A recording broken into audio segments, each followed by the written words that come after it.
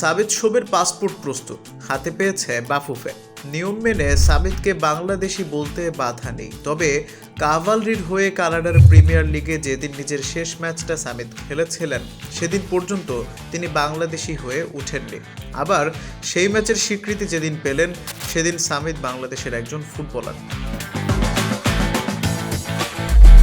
কাভালরির হয়ে এর আগের ম্যাচেই প্রথমবার সামিত নেমেছিলেন অধিনায়কের আর্ম ব্যান্ড নিয়ে। সেন্ট্রাল মিডে সেদিন গোল বা অ্যাসিস্ট না পেলেও ছিলেন দুর্দান্ত।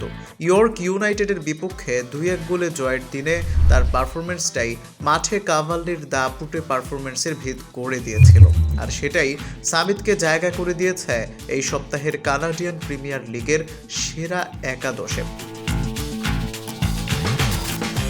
সামিত ছাড়াও কাভালরির 3 তারকা এই একাদশে।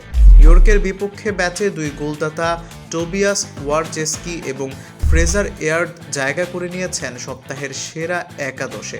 এছাড়া আছেন সামিতের মিডফিল্ড পার্টনার সার্জিও কামার্গো। শেষ ম্যাচটায় জয় পেলেও সামগ্রিকভাবে অবশ্য খুব একটা ভালো অবস্থানে নেই কাভালরি এফসি। 8 দলের লিগে বর্তমানে 5ম স্থানে আছে তারা। 4 ম্যাচের মধ্যে জয় পেয়েছে 1 ম্যাচে, ড্র 1 ম্যাচ, বাকি 2 ম্যাচেই জুটেছে হার। শীর্ষে আছে অ্যাটলেটিকো ওটোয়া, 5 ম্যাচে তাদের পয়েন্ট 13। এদিকে সামিতের সবশেষ সপ্তাহটা মাঠের মতো মাঠের বাইরেও বেশ ভালোই গিয়েছে।